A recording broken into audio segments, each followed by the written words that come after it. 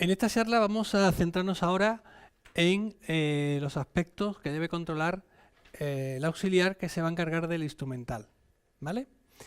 Básicamente muy sencillo, como decíamos anteriormente, es tener el orden de la mesa quirúrgica perfectamente al día, tener los instrumentos limpios, eso de coger el instrumento y soltarlo ahí, dejando manchas de sangre, eso no debe hacer, hay que limpiarlos y tenerlo en perfecto orden, y sobre todo conocer el orden que se van a utilizar en las cirugías.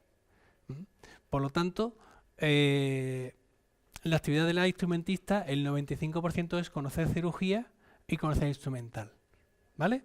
A partir de ahí hay un entorno de trabajo con el cirujano, que se relaciona pues con el trabajo a cuatro manos, con pasar, ojo que dice cirujano, dice también con la otra instrumentista, perdón, con la otra auxiliar, pero fundamentalmente la persona tiene que ser una experta en todo el material que se va a usar en cirugía y en los materiales quirúrgicos.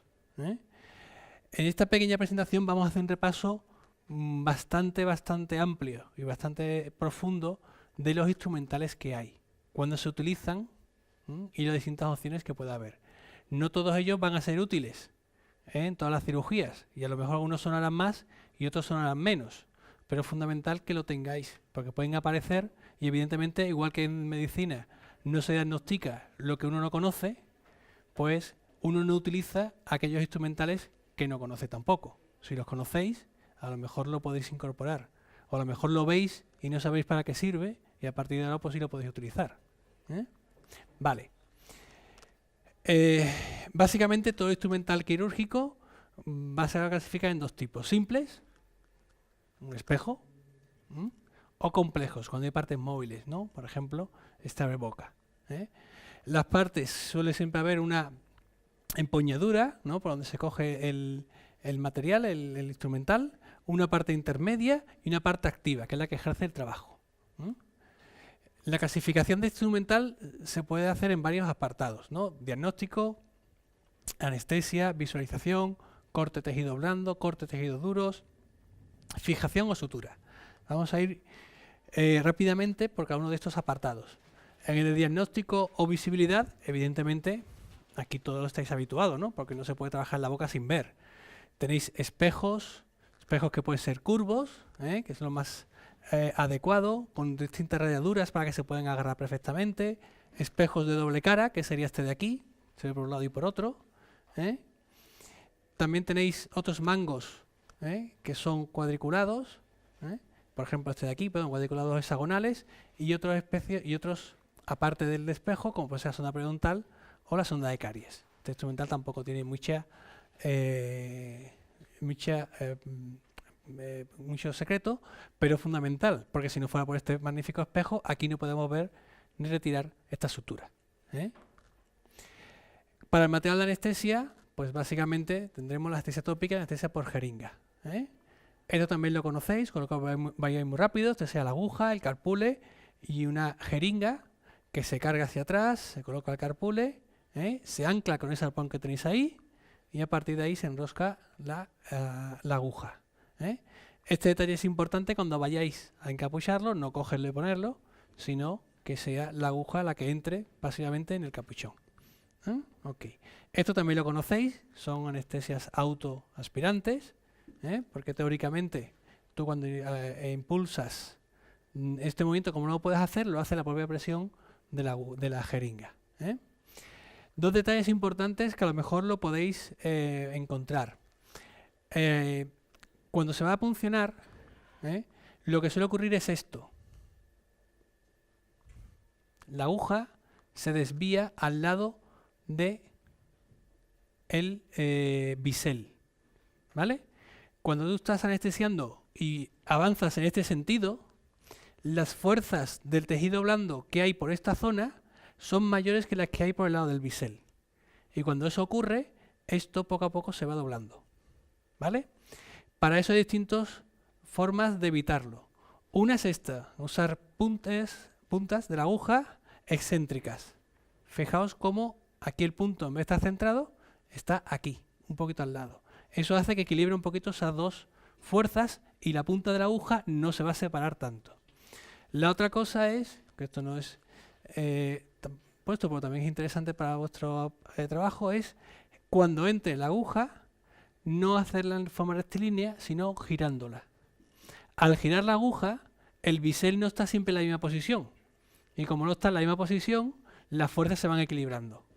Esto es una radiografía de cómo se va a desviar una aguja cuando tú entras de forma lineal, o con la técnica Brit, que es una técnica en la cual se rota un poco la aguja, un poco, no es bestia, para que el bisel no esté siempre mirando al mismo sitio, sino que el bisel se mueva a un lado y al otro. ¿Vale? Bien. Visualización, fundamentalmente es los abrebocas de Mackenson, que son estas cuñas de goma, que a lo mejor la habéis visto. Esto siempre que se coloca hay que tener algo para tirar de ellos. O la abrebocas de Doyen, que es el que hemos visto anteriormente, que es esta tijera que se abre. Siempre debe tener aquí algo plástico, porque si no podéis romper un diente y eso no es nada agradable. Y después otro material de visualización serían los que está inspiración y irrigación, jeringa y distintos mangos. En cirugía generalmente ya estamos utilizando siempre mangos de aspiración metálicos. Y generalmente dos, uno de limpio y otro de sucio. El de sucio me da un poco igual, porque ¿para qué es el de sucio? Para la saliva. Ese nunca va a ir al campo operatorio, precisamente para evitar la contaminación. El de limpio generalmente suele ser metálico y es el que va a aspirar siempre en la zona operatoria. Por eso los gabinetes tienen dos aspiraciones. ¿Sabéis por qué hay dos aspiraciones? Pues por eso. La gente dice, pues si se estropea uno, cojo el otro. Digo, no, es el mismo motor de aspiración. Vale. Más material de visualización, separadores. Farabev o Langenbeck. Ya lo he visto anteriormente y básicamente se caracterizan por tener una pala, digamos, perpendicular. En el Langenbeck hay un mango que continúa. En el Farabev lo que hay es otra codadura de la cual se tira. Cuidado con estos separadores porque son muy potentes. Y si uno tira puede regarrar. Siempre tiene que tener un apoyo en hueso. Este sería el Minnesota, que se diseñó en esa universidad. A mí no me gusta demasiado. ¿Por qué? Porque si lo utilizas por esta parte, digamos que no deja de ser un Farabev. Pues al fin y al cabo esto lo que hace es tirar. Y si lo usas por este lado, lo que estás aplicando es, si no sé si lo habéis utilizado alguna vez en Minnesota, lo que hace es que lo colocas y digamos que lo marcas, ¿no? Como si fuera una pica. Lo pongas en el hueso y tiras. Y para mí es algo demasiado agresivo. No creo yo que sea muy, muy útil. Sin embargo, en periodoncia, pues en Minnesota es una cosa súper útil. Bueno, hay escuelas, como en todo. Y después hay separadores de partes blandas. ¿Veis? Estos separadores, la ventaja que tienen es que suelen ser lábiles. Es decir, que con la fuerza de la mano, de los brazos, le podemos dar la angulación que queramos. ¿Vale? Entonces eso sí es posible cambiarlos un poquito. Una vez que podemos ver, tenemos que incidir, tanto los tejidos blandos como los tejidos duros. Evidentemente, el material de corte de tejidos blandos, el fundamental es el bisturí. Este es el Valbarque número 5, es el estándar. Aquí tiene una regla que le hace muy útil para hacer dibujos y estas cosas, para medir las fresas de los implantes. Realmente hoy en día este apenas se utiliza o lo tendréis poco, porque ya estamos utilizando generalmente bisturís circulares, no punch, sino bisturís, mangos de bisturís circulares que permiten hacer un mejor control y contorneado de las papilas y del diente, etcétera. E incluso también hay determinados mangos con dos hojas de bisturí específicas para hacer el injerto en sobre para una toma de injerto en paladar, o incluso hay mangos de bisturí angulados. A mí los mangos de bisturí angulados no me gustan demasiado. Yo prefiero utilizar la hoja de bisturí del número 12. ¿Vale? Aquí tenéis distintas hojas de bisturí. Esta sería la 11 para incisiones rectilíneas, la 15 y esta sería la 12. Esta, la del 10, la podéis usar para pelar patatas. También es muy útil. Esta es una cosa enorme. Esta es la habitual y sobre todo si hacéis una incisión en la parte de la tuberosidad palatina o en distal, la 12 es bastante útil. Pero la 12 que tenga doble corte. ¿Vale? Aquí tenéis, también hay mangos de bisturí desechables y se toman como si fuera un lápiz. Vale. Poner y quitar esto no lo voy a repetir porque ya lo sabéis, pero es una de las cosas, digamos, que si no lo hacéis correctamente os podéis cortar y os podéis pegar un buen corte. Y no solo el corte en la mano, sino los tendones, con lo cual siempre cuidado con esta fuerza que hacéis y siempre a distancia. Y al eliminarlo y retirarlo igual, se levanta la pestañita y para afuera. ¿Ok? Más material de corte, tijeras, romas, puntiagudas, autoafilables, etcétera, de muchos tipos. Legras, también son instrumentos de corte porque vamos tocando el hueso. La legra de Hemingway o de Lucas, de Lucas son muy famosas aquí en España. Y después tenemos material, una vez que hemos incidido los tejidos blandos y que lo hemos cortado, vamos a despegarlo. Para eso usaremos prostotomos. Este es el de Obegesser, que a lo mejor si vais a algún hospital lo veréis, un hospital de la sanidad pública. El Pritchard, que también lo hemos visto. El Frere, que es este otro, que hay distintos tamaños. Y también dentro de este apartado aparecen las cucharillas elevadoras. Es decir, no dejan de ser prostotomos porque están elevando la membrana del seno maxilar del hueso. No dejan de ser también con distintas acudaduras y con distintos ángulos, pero elementos que están separando el tejido blando del hueso. Esto, decidme en qué se diferencia esta acción de separar de la acción de elevar este colgajo. Pues en casi nada. Fijaos cómo esta elevación, aquí estamos separando y elevando con el Pritchard y aquí seguimos elevando la membrana de Schneider con estas cucharillas elevadoras. Bien. Eso con respecto a los cortes en los tejidos blandos. En los tejidos duros tenemos bastantes más útiles. El más rudimentario es el escopo y el martillo. Hoy en día se usa poco, pero siempre es conveniente tenerlo, no solo por esto, sino también porque se aplica para colocar cinchetas o también técnicas de cirugía implantológica como puede ser un split crest. Un split crest, algo hay que hacer para abrir la cresta. Tienes que dar unos golpecitos. O para terminar un injerto de rama. También tienes que completar eso con un refractor en tallo verde que se hace con un escoplo, que lo tenéis aquí, ¿veis? Y esta zona que está especialmente preparada para pegar o recibir los martillacitos. Escoplo y martillo. Esto es un split crest, sencillamente. Dividir la cresta en dos. Esto va entrando, tienes que tener un grosor mínimo de hueso, evidentemente, y aquí se genera una zona en la cual puedes colocar implantes sin haber perdido hueso. Pues esto es un ejemplo de escoplo y martillo de hoy en día. No penséis que el escoplo y martillo ya no se utiliza para nada. La pinza gubia, que también puede ser útil para coger hueso de la tuberosidad, o la lima de hueso para regularizar. Y finalmente también en esta línea los osteotomos. Estos son los osteotomos de Summer, diseñados hace mucho tiempo, y que básicamente es parecido a cómo se utilizan también el escoplo y el martillo para expandir el hueso y crear un neoalveolo para los implantes. Aquí lo tenéis. ¿Vale? ¿Veis cómo va eliminando hueso, o más que eliminando, desplazando el hueso para colocar esos implantes? Fijaos en los osteotomos que no es solo uno. Cuando se habla de utilizar osteotomos, aquí dándolo en el ámbito o en el orden que se vayan necesitando. Además hay dos tipos de osteotomos, los que son de expansión y después tenemos otros que son menos puntiagudos, más cilíndricos, que no acaban en punta, sino que acaban de esta manera y que sirven para elevar el seno. También de forma, dicen que atraumática, aunque de automática no tiene nada, porque también es a martillazo. Vale. Para cortar tejido duro, evidentemente la mayor parte de instrumental que hemos visto hasta ahora son material que se utilizan la fuerza de la mano. Pero realmente también hay una gran cantidad de instrumental que se utiliza la fuerza rotatoria u otro tipo de mecánica. Aquí tenemos una pieza a mano, que podéis utilizarla para colocar implante. También estamos cortando hueso. Una turbina también se puede llegar a utilizar, porque también los tejidos duros puede ser el diente. Una pieza de mano para hacer ostectomías. Y una gran cantidad de fresas que, por ejemplo, para eliminar el hueso que está encima de un cordal es necesario.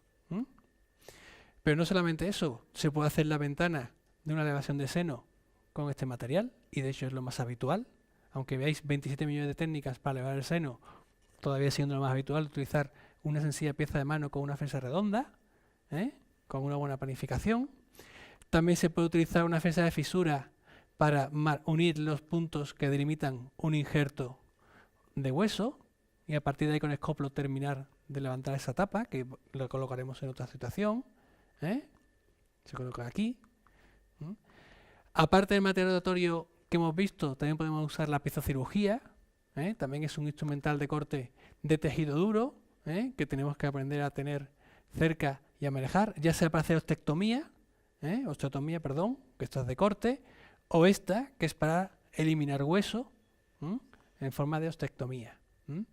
Y finalmente este otro motor, que es un motor de implantes.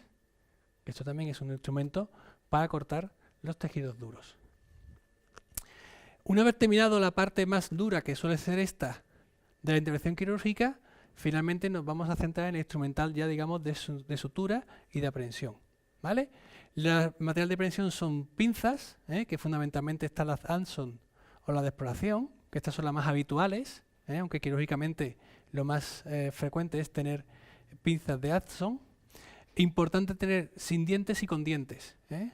Estas son para tejido, porque la cosa es mucho mejor, y esto cuando tenemos que hacer una presión sin dañar, una cosa sensible. O las pinzas hemostáticas, mal llamadas mosquitos, porque realmente no son mosquitos, son pinzas hemostáticas. Los mosquitos son otras cosas que vuelan y pican por la noche. Y son pinzas hemostáticas porque se usan para clampar un vaso, dar un punto y así de esa manera conseguir hemostasis. Puede ser curvo, puede ser recto, como ya sabéis. Y finalmente, todo el material de sutura también tenéis que tenerlo preparado para que la mesa quirúrgica esté en marcha, esté bien preparada. A distintas agujas de sutura, sabéis que generalmente estamos en de 1/2-3/8, eso se hace referencia al arco. El tamaño suele ser 15 milímetros, 18, y suelen ser automáticas, lo que sea la TB15. Ese sería un poco el estándar de sutura o de aguja hilo que utilizamos. Generalmente, ahí veis por dónde se debe de coger, 2/3 de la aguja, y así se la tenéis que dar al dentista, es decir, no que se ponga a usted, sino dársela. El hilo generalmente suele ser o seda o un monofilamento recubierto tipo Supramid, o en cirugía más específica también monofilamento como puede ser un nylon con Gore-Tex. ¿Vale? Y ahí no voy a entrar un poco en la sutura porque ya eso lo conocéis, pero fijaos, esto es lo que se refiere cuando hablamos de automática. Automática significa que el único daño que se va a hacer va a ser el de la aguja. Si esto fuera como las agujas de coser, veríais cómo la aguja acaba aquí y hace el hilo, entra por aquí y sale por aquí. Con lo cual hace 2 veces daño cuando entra la aguja y cuando pasa el hilo. El concepto de automática se refiere a esto, a que una vez que ha pasado la aguja, que tiene esa punta estudiada, el resto pasa de forma automática. ¿Vale? Fijaos, ¿veis cómo pasa? Estos son microscopías electrónicas, son fotos con microscopía electrónica de barrido. ¿Veis cómo pasa perfectamente? Vale. Los portaagujas, que son fundamentalmente de 2 tipos, tipo Mayo o Castroviejo. A mí me gustan bastante los Castroviejos porque tienen un mayor control. Con el Mayo está bien porque es una forma de pinza, de tijera, que es bastante más intuitiva de utilizar. Pero realmente mientras avanza en la cirugía, generalmente tienes más precisión y hace movimientos más finos con los castroviejos. Por lo tanto, veréis, y si no estáis utilizando portaagujas de castroviejo, pedid un par de ellos, aunque no sean muy buenos, solamente va a probarlo y vais a ver cómo el control que se tiene de la sutura y del movimiento es mucho mejor. ¿Ves? No es tan fácil o tan evidente de aprender, pero después el resultado es bastante más adecuado. Fijaos cómo se cogería, con control, apoyando siempre. Y las tijeras que no están en esta imagen, pero bueno, que básicamente tampoco ya la vimos en una diapositiva anterior.